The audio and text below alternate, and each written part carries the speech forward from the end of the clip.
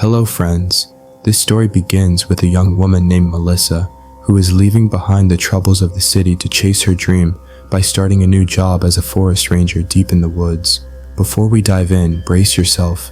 This story will keep you on the edge of your seat. It's Melissa's very first day and she's driving toward her lookout tower, feeling both excited and nervous. Along the way, her boyfriend keeps texting her non-stop and Melissa gets distracted by her phone for a moment. But when she looks back at the road, she suddenly sees a man standing right in the middle of it. Terrified, she slams on the brakes and stops the car. She steps out to look for him, but he's vanished without a trace. Confused and shaken, she turns back toward her car, only to see the same man suddenly standing right behind her. She scolds him, saying it's dangerous to stand there, but he says nothing and only gestures that he's not allowed to speak. Before she can process this strange encounter, another man named Sam arrives with his friend. Sam explains that the silent man is his friend Skier, who's monitoring the forest area. Melissa relaxes a bit, but then notices their weapons and grows suspicious. Sam assures her they're not hunting, just keeping watch, and that carrying weapons here is allowed for safety. With no reason to stop them, Melissa moves on. She soon reaches her lookout tower, opens the locked gate, drives inside, and steps out to close it. At that moment, her car radio starts acting up, and suddenly an unknown car races toward her and stops right in front of the gate. The stranger inside stares at her, making the air tense and unsettling. Not wanting trouble, Melissa quickly got in her car and drove to the tower, where she met a young man named Billy, who seemed in a rush. She told him about the strange incident, but he showed little interest, merely warning her that Captain Edgewood didn't like excuses. He added that the job wasn't hard, offered plenty of free time, and that he'd seen many strange things in the area, making Melissa even more uneasy. Moments later, Billy grabbed his keys and left. Melissa climbed the lookout tower, finding only basic supplies, and boredom soon set in. She brought in her remaining gear and tried contacting headquarters, but the radio wasn't working. The generator was off. She rushed down to start it, realizing she was already late with her report. When she finally reached her boss, he was annoyed at her tardiness. Her explanation fell on deaf ears, just as Billy had warned. Later, while scanning the forest, a bird suddenly crashed into the glass and died, shocking her. She completed the report, turned off the radio, buried the bird, and by evening sent her final report. That night, while cooking, she heard another ranger on the radio, speaking of long shifts and his love for the job, giving her a quiet sense of reassurance. He added that few people choose this work now, and when Melissa said she came willingly, he sounded pleased. He said two kinds of people come here, those searching for something and those running from problems, then postponed the talk until morning and wished her good night. Melissa put on her headphones to sleep when a bright object suddenly fell from the sky near the tower. The next morning, after exercising, she went outside to bathe, felt someone watching her, panicked, and rushed back inside, unaware that Skier was hidden nearby watching her. But she didn't see anyone there, so Melissa ignored the feeling, sent her report, and decided to take a short walk. As she moved deeper along the trail, she noticed a dangerous trap on the ground and carefully disabled it using a stick before continuing. A little farther ahead, she found something disturbing, what looked like an animal's peeled skin stained with blue-colored blood, which left her stunned. Suddenly, she heard noises nearby and followed them to a discarded speaker in a tent. She turned the speaker off and looked inside the tent but found no one.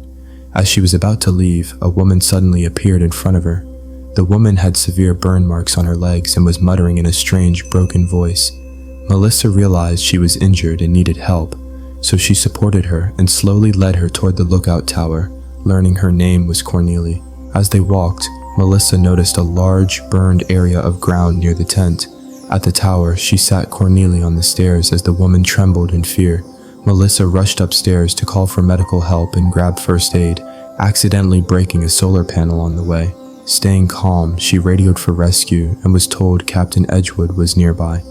When Melissa returned with the kit, Cornelia was gone, standing at a distance staring into the forest in silent terror. Soon, Captain Edgewood arrived with his team. After arranging Cornelia's rescue, he angrily scolded Melissa, reminding her that her duty was fire watch from the tower, not wandering the forest, and ordered her to fix the solar panel before the next report. All these events left Melissa mentally drained. She lay down to rest and didn't even notice when she fell asleep.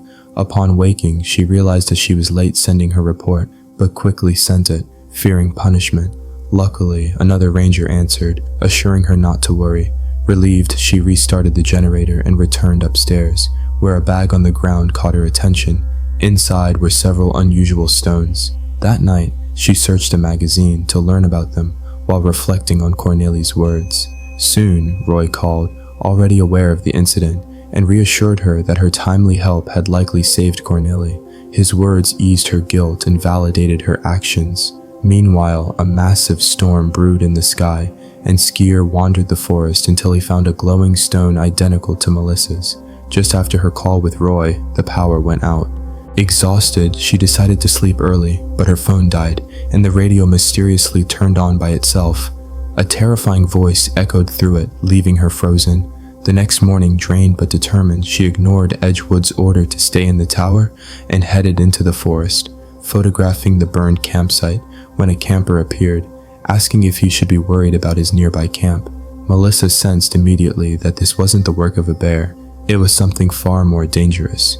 She stayed silent, focusing on her task. The camper understood, returned to his camp, and warned her to be careful, making her even more alert. She took his photo just in case. That night, sitting on the tower balcony and staring at the dark forest, she couldn't sleep. To pass the time, she spoke with Roy over the radio. He gently probed what she was running from, explaining that his late wife had been a psychiatrist, so he understood human emotions. Melissa learned of his recent loss, which saddened her, but he said the tower reminded him only of good memories. Feeling a connection, she admitted she came to find meaning, to heal, and that she'd been running from her problems. Roy encouraged her to face her fears and pursue true happiness. The next morning, after her duties, Melissa ventured into the forest, hearing terrifying sounds that grew louder, forcing her to run. Her foot caught in a hidden trap, causing pain, and the mysterious man appeared to help. Though rescued, she didn't trust him, and when he offered to take her to the lookout tower, she backed away, uneasy at his strange knowledge. Melissa stayed alert, slowly backing away. Suddenly, the man grew furious, insisting he had to take her back no matter what. Terrified, Melissa quickly aimed her bear spray at him. He mocked her and angrily claimed she had something that belonged to him, warning he would take it regardless.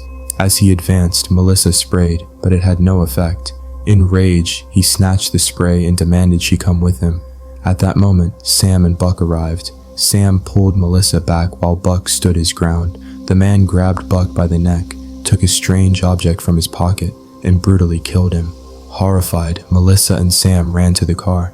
As Sam started the engine, the man suddenly appeared, standing close to Melissa, stopping the car with inhuman strength. Acting fast, Melissa grabbed Sam's bow and aimed at him. The man released the car, warning they would meet again. Shaken, Melissa couldn't comprehend him. Sam explained he wasn't human, more like a demon. Uneasy, Melissa asked about Skier. Sam said he'd gone missing during the attack. They soon found Skier injured. Sam went to help while Melissa stayed in the car, but then she saw the man returning, standing right beside her as the car wouldn't start. He ripped the car door off and lunged at Melissa, but Sam attacked from behind, knocking him down. A brutal struggle ensued, and Sam threw a glowing stone to distract him. The man froze briefly, allowing Sam to grab him and choke him, giving Melissa a chance to escape into a nearby cabin. The man quickly overpowered Sam, stabbing him and taking the strange object, then moved toward Melissa. Crawling away, she heard him demand the item she had taken, warning there was nowhere to run. He approached a tent, thinking she hid there, but it was a trap, and Melissa fled the other way. Skier appeared, confronting the man, who claimed he had given him a gift no human body could contain. The creature killed Skier with lightning speed, then focused on Melissa. She tried to flee, but his supernatural speed made escape impossible. Grabbing a wooden stick, she fought back, noticing a strange amulet on his wrist. He dragged her by the hair, but Melissa smashed the amulet with a stone, then struck his head, making blue blood pour out. Seizing the moment, she ran, leaving the enraged creature behind. The man chased Melissa, but his strength was fading. She ran to her lookout tower, hid the mysterious stones, and grabbed an axe. Inside, she saw Roy, the man she spoke to on the radio, but before she could react, the creature shoved him off the tower and searched for the stones. Melissa bravely threw the remaining stones off, distracting him, then rushed down to find Roy alive but badly hurt. Realizing the stones were ordinary, the creature attacked her, and she struck him with the axe, knocking him down. Exhausted, she watched as the creature tried to possess Roy, shaking his body violently. Terrified, Melissa ran to the car and grabbed the radio, but the creature spoke through it, dragging Roy toward her. Injuries forced it to release him, and Roy collapsed, alive. Soon, Edgewood and Billy arrived. Edgewood quickly put Melissa in the car to leave, leaving Billy to investigate. Billy touched black slime, unknowingly allowing the creature to enter his body. As Edgewood drove Melissa away, the horrifying truth became clear. The creature had survived. The story ends here, leaving a chilling sense of dread and unresolved danger. If this suspense had your heart racing, subscribe now and share your thoughts in the comments. Could you survive Melissa's nightmare?